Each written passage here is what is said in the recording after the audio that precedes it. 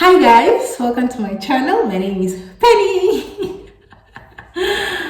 Okay, so I'm almost sure that you had the wedding series or wedding whatever. But yeah, this is my introduction to my wedding series. I don't even know how many episodes. When I was planning, I see about 10 episodes, but I might be pushing it.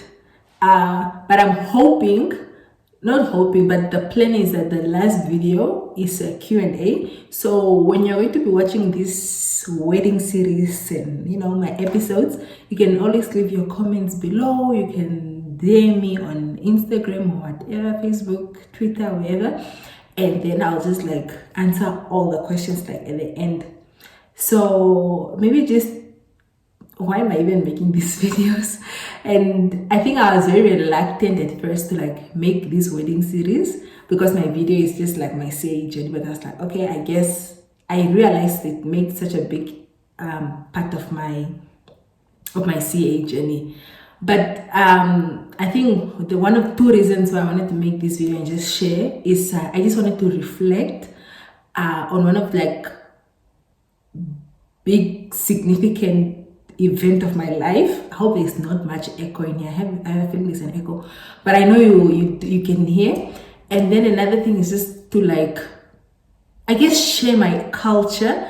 I'm from the Awambo tribe. It's a tribe in Namibia, and I do think that back then this was not like the traditional way of doing weddings, because you don't like have a different day where it's like a traditional day or like whatever. We just have a white wedding and then there are traditional elements in it.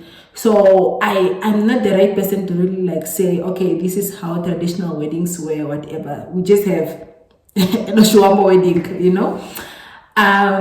but yeah, I hope you guys give me grace. Sometimes I'm so like I'm quite scared. The internet is very scary when you share things, especially like private, very private, because for me, like, sharing my love life is quite private.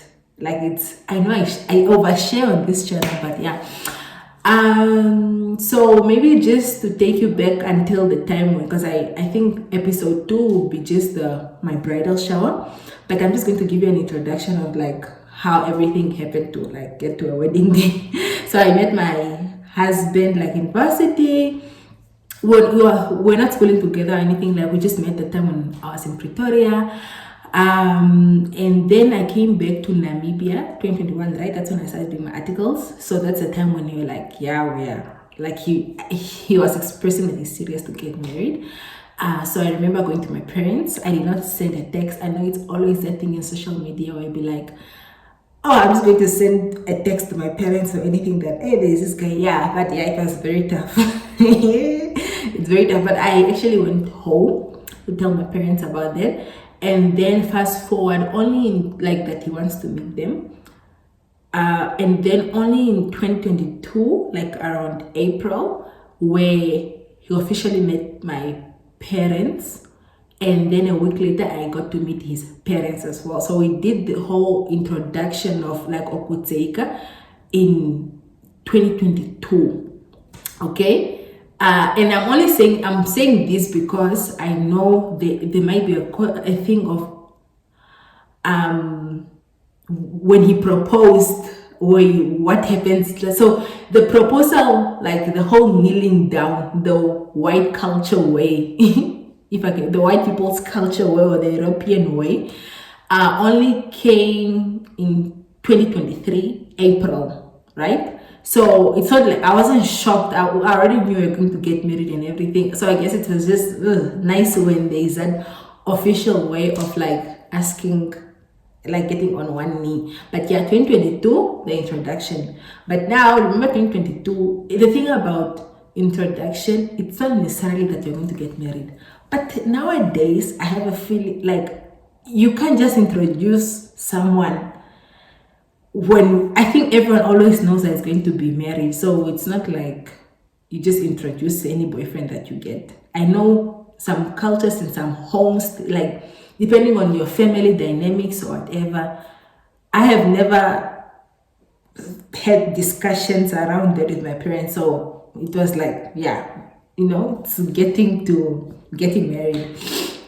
Okay, and then Then 2023 April was the time when he proposed. It was like a whole surprise. I actually didn't know. It's for some reason I didn't even think he was gonna do it, but actually he planned it all out, and it was very nice, just with my friends, few of my friends, and then my sister. So it was very intimate. It was very like, yeah, it was just like, what? Because I thought it was like, because I was only supposed to be going out with my friend Apandula for like dinner, like for my birthday, that was like a week ago, just to turn out that he's there and these people, and he wasn't even supposed to be in the country at the time. So it was just like, what? Okay, anyway, it was a whole surprise. And then unfortunately there's one thing, I don't even have like I have bits and bits of pieces of my proposal, so I'll just like insert them. I think for all those years we did it together, I think the grace of God. It is by the grace, not by our wisdom. Appreciate it. And now we want to spend the rest of my life with you. Tonight. Will you marry me? I will.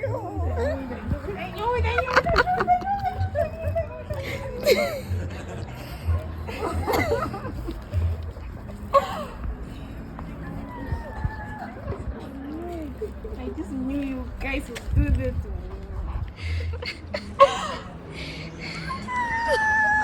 I knew it. I just knew you guys would do that to me. Tuna. I thank God for you. God has been great for me meeting you. And I think for all those years we've been together, I thank the grace of God. It is by the grace, not by our wisdom. I appreciate you. And I want to spend the rest of my life with you. Tuna. Will you marry me? I will.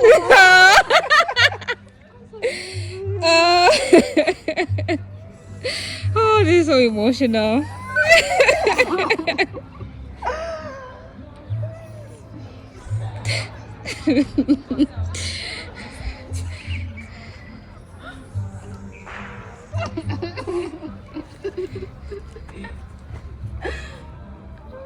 Ooh.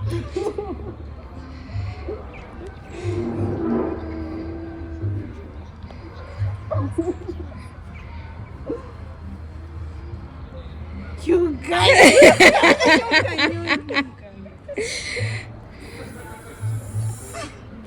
I just think this is the reason why you're asking me.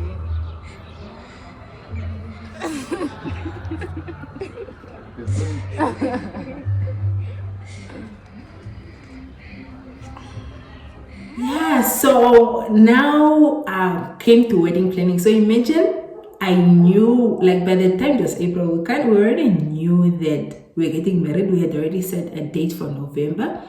And mind you, Feb, I had gotten my APC results and I had failed. So I still say that I'm going to continue with the wedding regardless. That was a messy business, messy business to get married in November. End of November or beginning of December, I was going to write my APC. Okay, APC is my final board exam to qualify as a CA. But thank God, now I'm a qualified CA. Okay, and then even by April, we had not done any, okay, I remember March, I had chosen my ring, but we haven't done anything, and imagine that is how many months to November. We did not plan it, we were just swinging it. But I'm just forgetting the months also. I think, was it May, June? I'm forgetting the months. We also got to see a lawyer just to determine which marriage regime to get married into, because there's community of property, other community of property with accrual or whatever, just to get that sorted.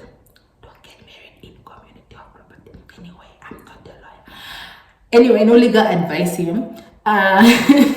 But yeah, I think that's very important. Just do that, get legal advice, or yeah, just know what you're getting yourself into. And then we didn't have savings, just so you know. We didn't have savings. We were just winging it, salary to salary. We didn't have savings.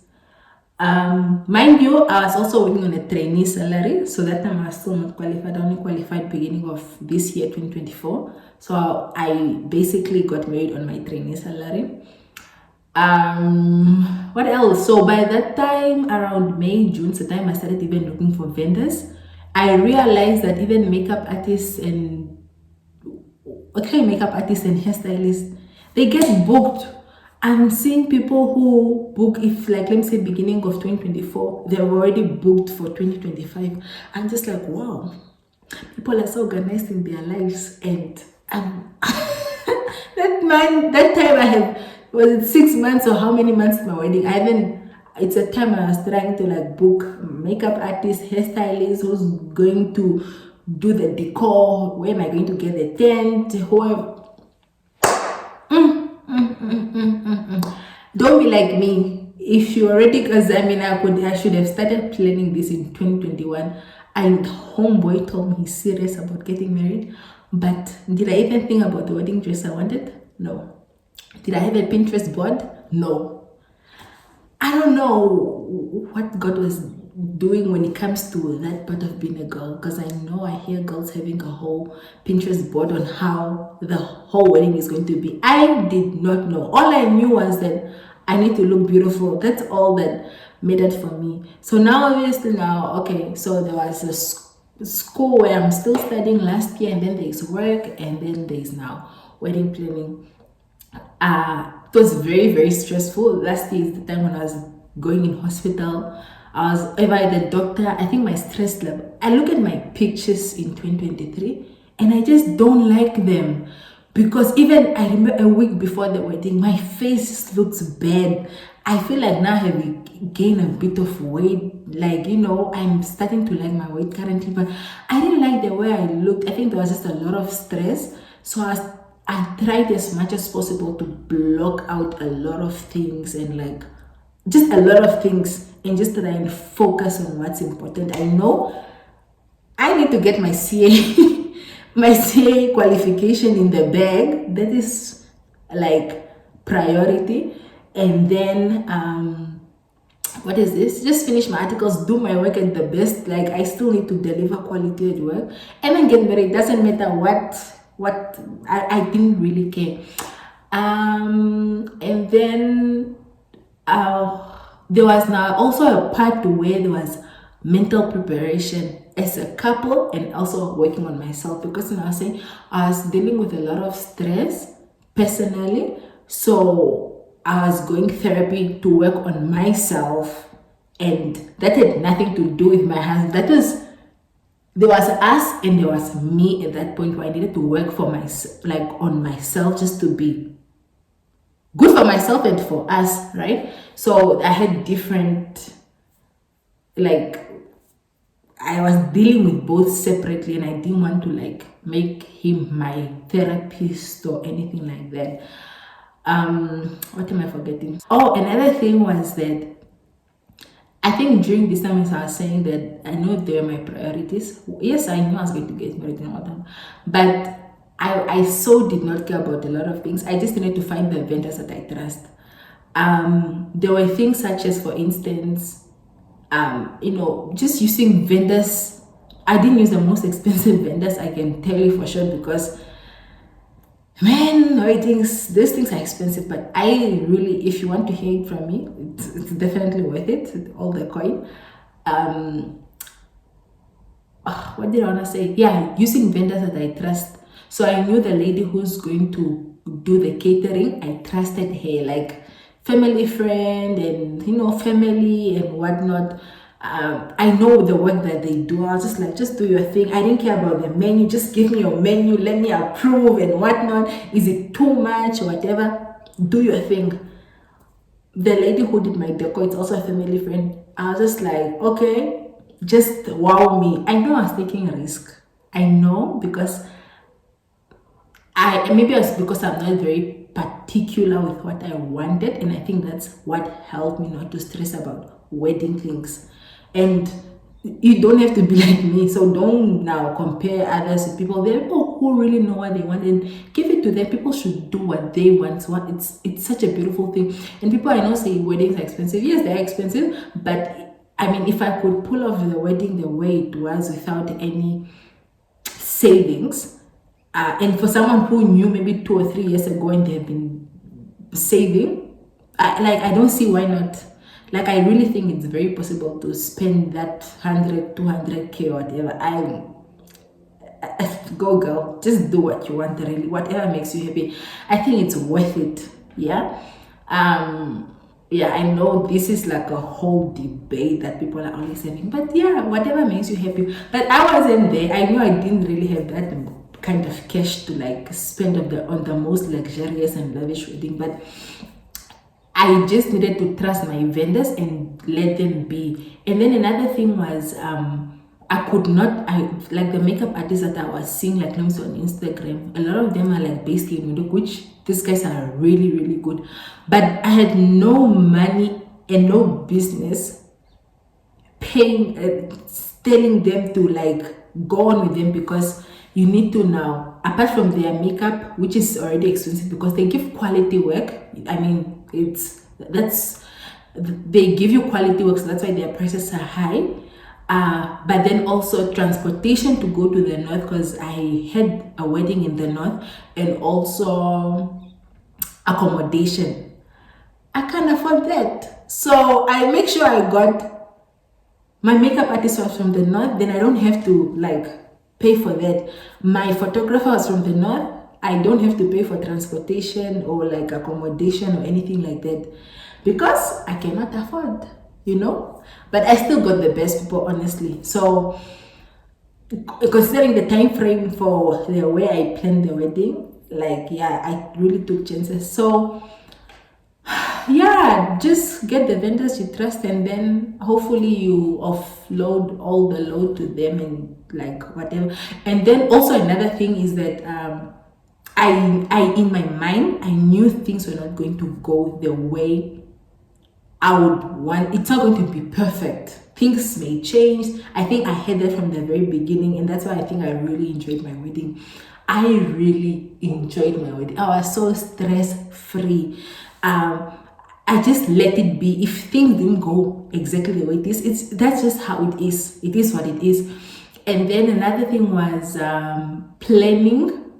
I avoided planning the wedding in my head. I was told by my friend, like, don't plan your wedding. I know you have that Pinterest board and everything, but you need to take everything out of your brain and give it to people, your bridesmaids, your sister, whoever you trust, so that they execute that, because no one is going to execute something that's in your brain while you're at church, or now when you are working in the tent, and that's when you are trying to make people run around. So I think that's just something I tried to really do. I tried to write down, I remember having a meeting with my bridesmaids, like telling them all that I think, and like, this is what needs to the cake needs to be picked up, this what I need a picture like this, or I need like every single thing. I didn't have anything in my brain.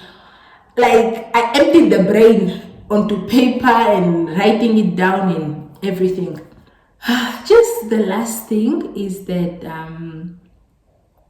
I think I am very thankful to my bridesmaids. They really did the most for me. Shout out to them. I had 4 bridesmaids. Well, I actually ended up having 6, because 2 were from my husband's side, and then my 3 friends and my sister. So these 4 ladies really came through for me. I mean, during wedding planning, the tailor runs that you have to go around just to like get your bridesmaids sorted, I honestly, they just kept me going. I don't even know what to say about these ladies. And I think my best part of the wedding series and everything, I actually have 2. One is my bridal shower. I truly enjoyed my bridal shower, and thanks to these ladies and everyone else who contributed to that. And then us leaving the church on the wedding day. Those are actually two of my very nice memories of the wedding. And just really massive contributions from people who just gave me that moral support. And like, I honestly, it was a difficult year because I've never been married or anything. I've never planned a wedding, but people who were just graceful and like, checking in, are you doing fine, or like, oh, don't forget this or anything, because you don't know what you don't know. You really don't know. You just think about something at that point. I needed a lot of that support. What am I saying? Yeah, I received support from so many people. Also, like, money wise, people came through Shem. Shem. Thank you guys. And shout out to my parents. So I really hope you enjoyed this wedding series. I'll try not to have so much of sitting down and just like let everything flow, or maybe if I need to explain like some traditional elements or just things, maybe how I felt, because then hopefully my kids or our kids will one day look at this series and then they'll be like, what was I thinking, and like whatnot. And don't forget to leave your questions, anything you want clarity, and then we can like shoot a video at the end. Thank you.